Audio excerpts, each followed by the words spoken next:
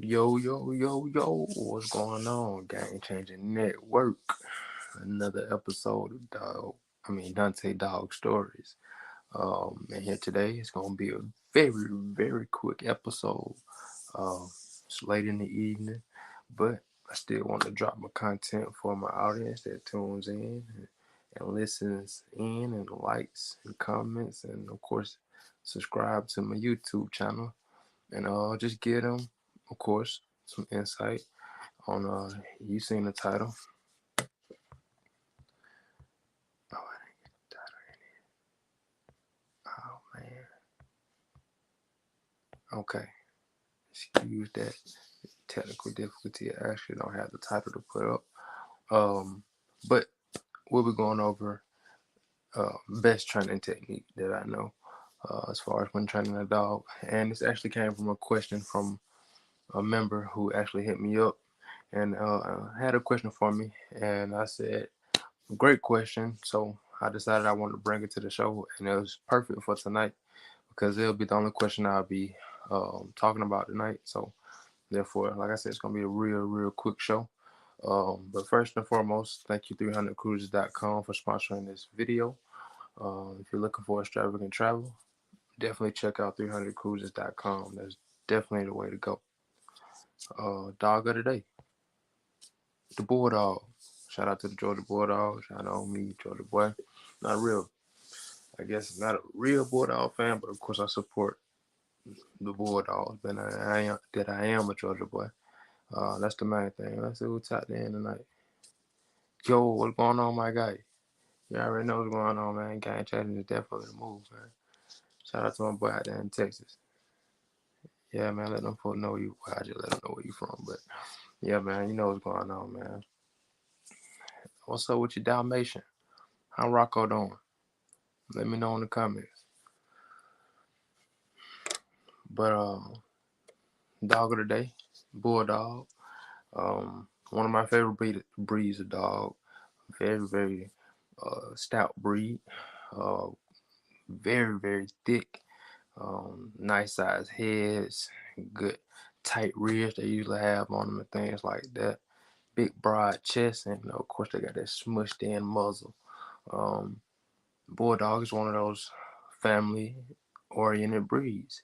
They get along with big families, and they love to be around the families that they're in. Very compassionate breed.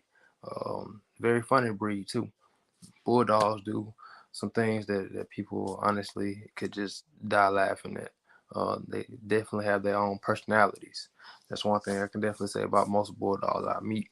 All of them are pretty different. They all have their own personality and how they move, and everything about them is just different. So, bulldog is a very cool breed to have. They do run into some health issues down the line as they get older because they do have a pushed in snout, one of those muzzles that makes it sometimes hard for a dog to breathe in certain cases. They also overheat often because like they have a lot of layers of skin, and he's solid. That's right. That's alright. That's alright. Yeah, man. Shoot me some content of him when you get a chance so I can check them out. It's been about at least a year. You feel me? It's been at least a year since I seen him, if not a little bit longer. So yeah, I definitely want to see how he looking now because I know as a pup he looked real good. So I know as a year old dog right now, I know he probably looking real good. So yeah, send me some of them pictures or something, man. I might make him the dog of the day for the next episode since you tapped in tonight for sure. And just had a Dalmatian as the next dog of the day. So yeah, definitely let me know. And shout out to that like. Um, but yeah, the bulldog, like I said, they come with a lot of layers and skin and bone too, so they can tend to overheat quickly. Um, their wrinkles, they get dirty. You have to clean the wrinkles in their face and things like that. That's something you also want to keep up on is their hygiene, things like that with the bulldog. But very hardy breed. Um, can do well in pretty much any climate. And of course, not too cold, or of course not too hot, because like I said, they do overheat often and pass out. Things like heat stroke. So you want to be cautious of that. But yeah, so definitely if you're looking for a bulldog, especially if you're in Georgia, uh, you know, Georgia folks love those bulldogs, especially the ones that are all white. So if y'all look for a good bulldog, they're around everywhere in Georgia. Georgia, we have a lot of good breeders that breed nice champion bloodlines of of the bulldog breed. So I definitely tap in with that. Um, and again, I don't actually have the banner for the topic, so we'll actually just have 300 cruises up there, so y'all know 300cruises.com for extravagant travel.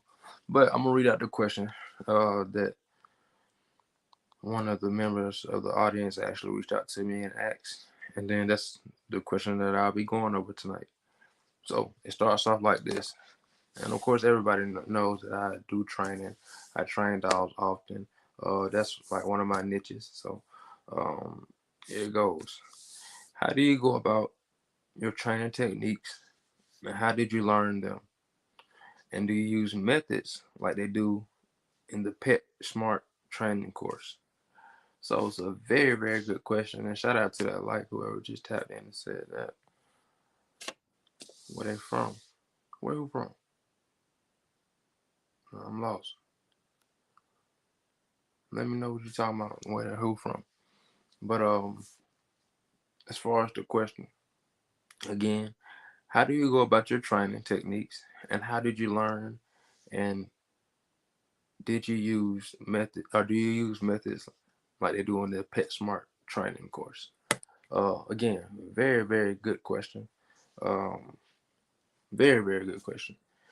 So, of course, I assume that this person is probably about to train their dog, or deciding if they're about to go to PetSmart to train their dog, or they're probably in the midst of, just saying, "Hey, I got this puppy, and I got to figure out what to do." Um, so I'm gonna break this question down, and like I said, it's gonna be are they crossbreeds? If you talking about the bulldogs, nah, I wasn't talking about no crossbreeds.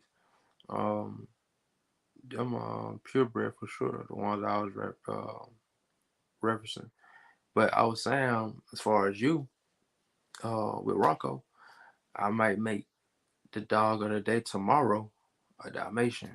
I wasn't saying that they crossbreeds or anything, but I'm saying if you send me some content, I use content of Rocco, and then while I'm talking about the dog of the day, I actually put him in on it. And for my audience that may can't see the comments because they're watching on YouTube, I'm actually responding back to Facebook comments, and y'all can see here the comments who's coming in, and that's what I was saying. That's what I was answering to. So shout out to my guy. He owns a Dalmatian named Rocco. Very, very nice dog as well. But like I said, very good question by the audience, and it's probably someone who's about to start training their dog and wondering which direction to go in. So of course, me being me, I'm always willing to help in situations like that. Anybody that reaches out to me, I don't be afraid to answer any question related to a dog, because I was in a position sometimes of these people who are actually reaching out to me and just trying to learn the things that other dog people knew. And I found out that it was very hard to find this information when not in the correct community or network of people. So now I'm able to give it out to people that are not necessarily in it for what I'm in it for, as far as the breeding aspects and things like that, but just the pet ownership aspect. And they may not know who to reach out to. They may not have a breeder in mind that they can look up and find and reach out to, and even to get a response. So they reach out to people like me and myself and the local dog man in their area and ask them questions like this all the time.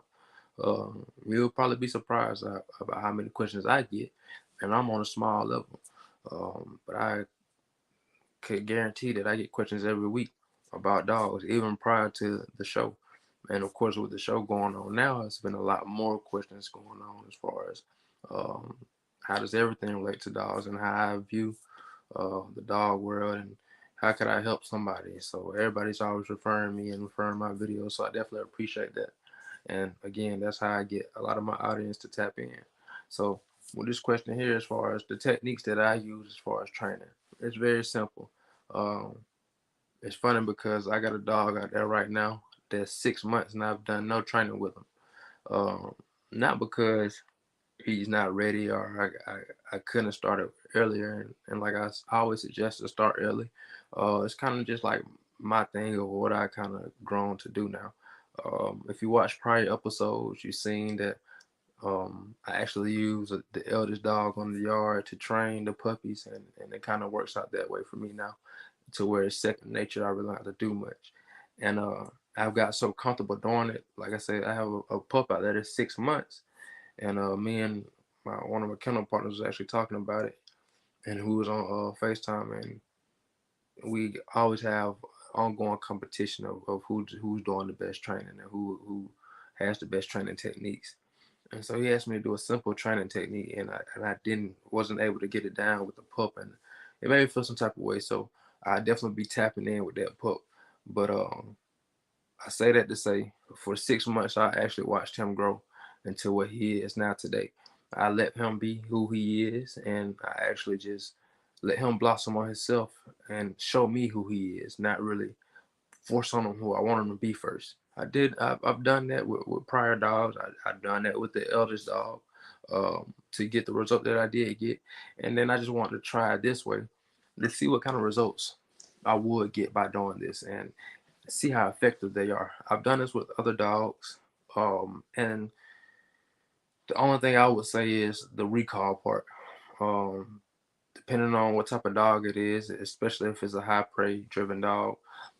Typically, when I don't uh, force my commands and things on them early, their recall becomes very poor. Meaning they could be across the field, and when you're expecting your dog to come back to you, when you call them, they act like either they ignore you or they're just engaged into something that they feel like is more important. So that's what you don't want. You always want your dog to be engaged with you and always to um, see you as the the trophy. So when it comes down to training techniques, I always want my dog to view me as the trophy. I'm the gift. I'm the catch.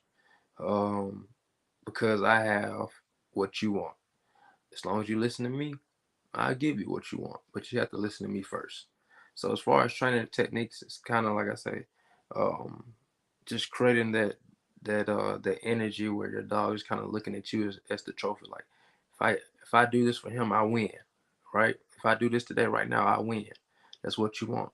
So when they get that treat out of your hand, you want them to feel like they just won the Super Bowl or the NBA Finals or any major anything. You can win anything on it, win anything in. That's what you want them to feel. Like they're just getting a trophy for doing something simple, but you magnify the moment. That's the main thing. So with this 6-month-old pup out here that I haven't worked with for 6 months, I've never done anything like that. So once I start to do that, I expect change immediately because I haven't shown him that type of energy before. And I let him be him. And based off how I've just recognized his demeanor and things like that, I think it would work for me. Um, and even if it doesn't, I can scale back and change it up. So first, I'll find out if he's food driven. And this goes back into the techniques that I use. You always have a even balance of either a food driven dog or not even balance, but it's gonna be one or the other.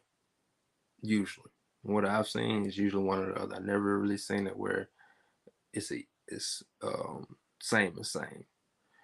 Dogs with great drive just have great drive, but usually you have a dog that has a lot of food drive or a lot of prey drive or just more than the other. So the thing is, I always go for the food first because of how I can use the food and the senses that I can use for the dog when they smell certain foods. And when I say foods, I actually don't use foods. I only use hot dogs. Uh, this is a gym. Hot dogs is probably something I learned about prior to me even starting to train dogs and what they can do. Um, and it actually, I heard it during some barbershop talk, and the gentleman was talking about dogs in the barbershop. And he was like, yeah, this is that, and I'm training my dogs to do this. And he showed the guy, he's like, yeah, this is what I'm doing. Like, this is how I did it. And, it was cool what he showed him. And he said, but you know what I used to get him like that? And I think he wasn't doing anything but just making the dog walk up to him and sit down or something. It's something very simple. But, of course, me being young, I was very intrigued as well.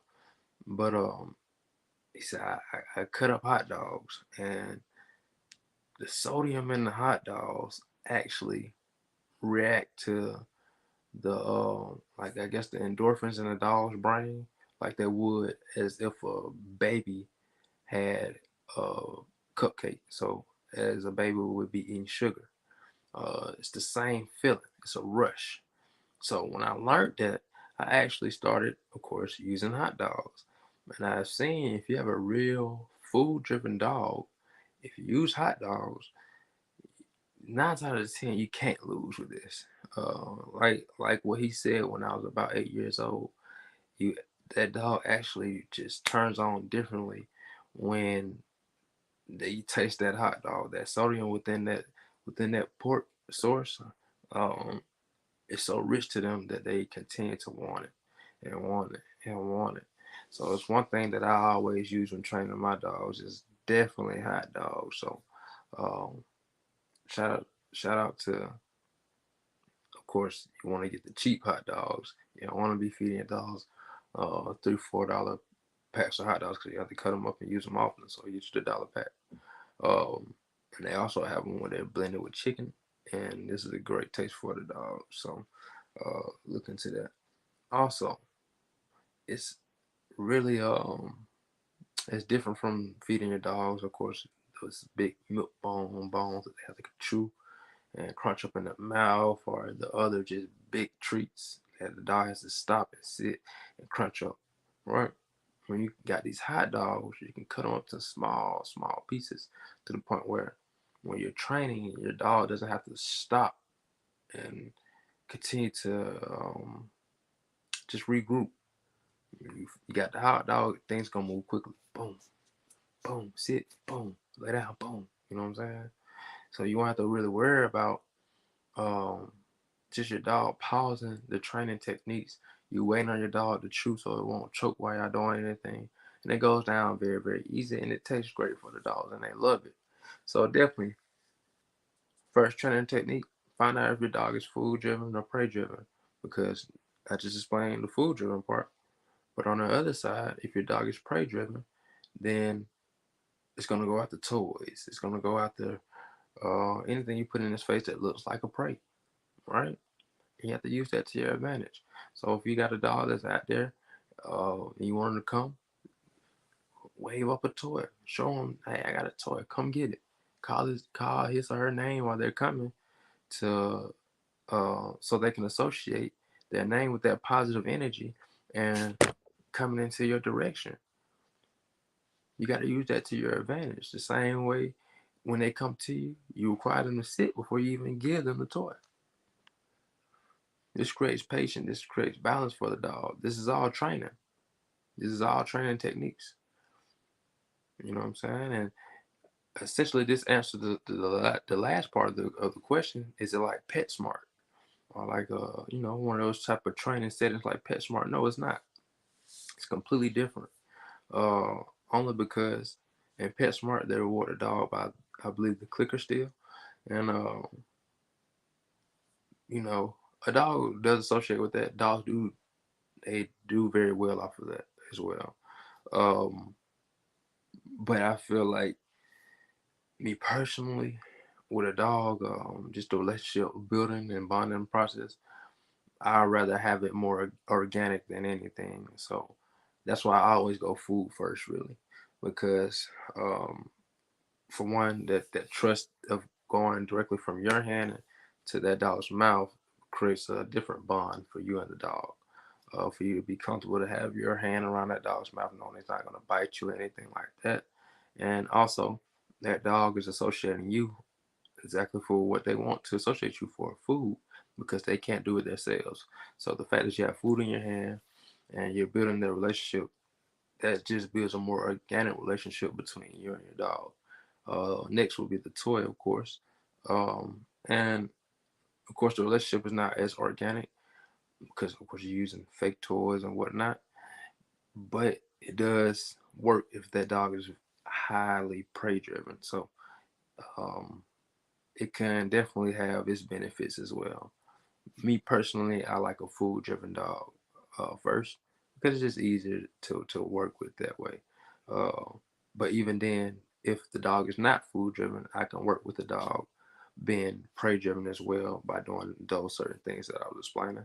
And then when it comes to PetSmart, like I say, um, the relationship building and then bonding process that they're using, of course, with the clicker is just that. It's just click, sit, click. Every time I do something right, click. That's not really a, like, imagine being in school and every time you got something right in class or just for something normal, somebody just clap one time. Like, that would be the weirdest thing. That's how dogs think about it. But they do it because they're trying to please their owners. But I mean, and that's why a lot of times people actually come to me after they go into a PetSmart event and worked it off for 6 weeks with this clicker, and then the dog just doesn't. It stops listening to the clicker because it's not engaging. They don't actually like that. They don't actually like they're very smart creatures and animals. So they realize I'm sitting down for a click. I'm laying down for a click. The least you can do is make it engaging. Give me some food. Give me a toy. That's what they're asking you of. So, um, it's completely different. And then a lot of people touch on certifications. I mean, it's like this in the dog world. You can get a certification without actually being around a dog, and it's one of the weirdest things. So don't assume just because you see a certification that is the best thing smoking, because it might not be. Especially if that person is not familiar with dogs and things like that, you can run into some issues. And I've seen and heard some horror stories of my own clients that went to other people and experienced things and things of people experienced prior to me and coming to me and telling me. So I've heard a lot of different horror stories, a lot of different ones. So you want to definitely be careful of that. Um, but for the main part, as far as the training technique, like I say, what did I learn it from? Just being a kid, actually. Everybody knows me, knows I use probably 80 90% of what Caesar Milan actually teaches and what he preaches on. As a kid, that's what I did. That's how I watched History Channel. I watched The Dog Whisperer, literally. Um, Probably when kids was watching cartoons and things like that, I was watching The Dog Whisperer. So that's how I kind of got my learning on as far as what to do around the dog, how to train them, and it's just taking those bits and pieces and trying them on what at the time was the family dog, and trying it on that dog and see how it worked. And once it started working and started clicking, I became obsessed because it became a rush for me to be able to command a dog to do something and they do it as soon as you ask them. It's one of those things that's like um, having that ability to do that and do it well. It's one of those things that you cherish because like you're actually communicating with this creature that doesn't speak like how you speak, and just based off of dogs, I can tell how intelligent they are. And what I always tell people is don't let your dog outsmart you. But I think people undermine that and don't realize how hard that actually is, because a dog is very, very in tune and very, very intelligent, to the point where a lot of times people don't even realize that the dog is playing them every single day. So um, definitely keep that in mind as well. Don't let your dog, don't let your dog be smarter than you. Always outthink your dog. If your dog is outthinking you, then there's a problem. So always outthink your dog. Be smarter than your dog. Um, always keep that mindset when training your dog. Don't get frustrated, because at that point, that dog sees you frustrated. It feels like I've done what I came to do. Don't give that dog that satisfaction of making you frustrated, angry, or upset because they're not listening that first time, that second time, that third time. It's gonna take time. You just gotta be patient. But eventually, they'll definitely fall in line. But you gotta be patient. That's the main thing when training, doing any type of training technique. And that's one thing that I do see a flaw in big corporation training. They don't take the time out to just um, be patient with the dogs. They kind of rush it through because usually the training was supposed to last for a certain amount of time. There's a lot of different dogs out there at one time that has to be trained, and it's not really a good one-on-one intention. They tell you to go home and try it and do it, but a lot of times you won't have the time to do it, and that's why you're taking them to the class so you can learn it quicker, so you won't have to deal with certain issues. And one thing I definitely want to say is training costs. If you find a good trainer and you want your dog trained by that trainer, you should understand that it costs. And sometimes, a trainer may not be charging you that based off of what you think. And you're thinking like, hey, oh well, you only teaching my dog to do this and that. And I've actually seen a dog do that without training. It's more to it that a trainer actually brings to the table for you.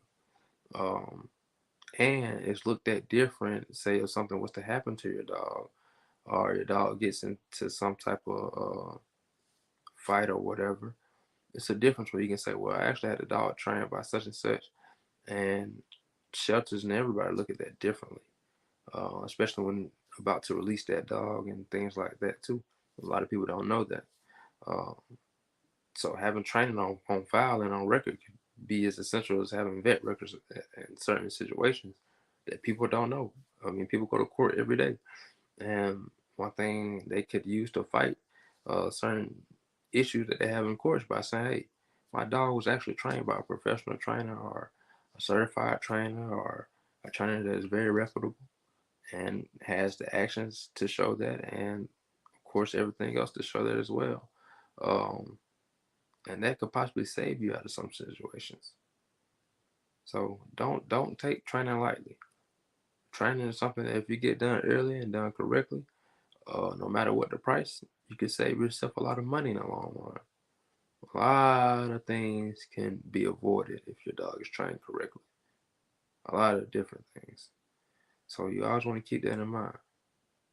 Don't lose sight that training is for a reason. So sometimes when that price come about and y'all like, oh yeah, I ain't trying to pay that, but I I pay more for daycare, or that's more than daycare for my kid. Yeah, you're right, but it's not as long. So keep that in mind. Yeah, your kid gonna be in daycare for years. This is only a 6 week training. I mean, that will last you for years. So I always keep that in mind when y'all think about these dog trainers, when y'all reaching out to these different trainers, because it not only happens to me, and I don't mind.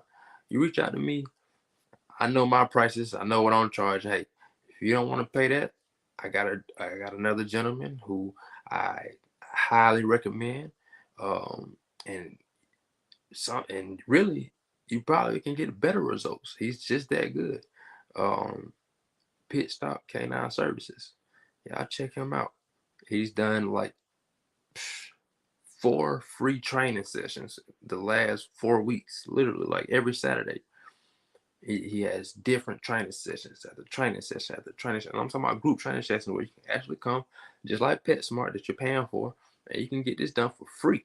He'll do it for free. check out his Instagram. He has a lot of content. He has content of the actual group training that he does. Man, if you're in the area and you can get out there with your pup and you need additional training, he's definitely the guy to go to. And his prices might be a little bit more reasonable for you for what you're looking for. Like I said, you get the same results. So definitely take training seriously. And I definitely appreciate the question because that lets me know you as an owner also are taking training seriously.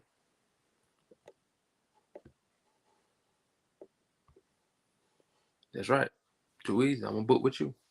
Come on with it, man. You know what I'm saying? You know how I do. You seen when I had them dogs over there, and I had to get them right. So yeah, you already know what's going on. Too easy, like you said. Shout out to my boy, man. And shout out to 300cruisers.com for sponsoring this episode. If you're looking for extravagant travel, 300 Cruises is definitely the way to go. Um, and like I said, guys, I was gonna keep it short tonight. Stick to that tonight for sure. It's very late. I definitely appreciate everybody that tapped in today, and I appreciate everybody for taking out the time to, of course, watch this video. I hope they got a lot of good information within a short amount of time. This is definitely one of the topics that we'll be revisiting down the line. So y'all, of course, keep liking the content, keep commenting, keep subscribing, telling somebody else to subscribe. Y'all, help the Game Changer Network out. Let's get this to the masses. Um, I look at my analytics every day, and it's constantly growing. Game Changer went from 1,000 followers to 4,000 followers in less than 3 weeks. So people are constantly coming in and enjoying the content. So I definitely love that part about it. We want to continue to keep the momentum going because we are definitely in our early stages of Game Changing Kennels. The vision that we have from here on out is very, very huge. Uh, and we won't stop. That's the main thing. I've already took so many losses in the dog game that I'm definitely indebted to the dog game. And it's not about the money for me. It's truly because I love the dog game. It's something that, you know, is unrelatable. There's no other, I feel like, sport like the dog game sport. It's a very competitive sport, but it's a very fun sport. It's a very fun community.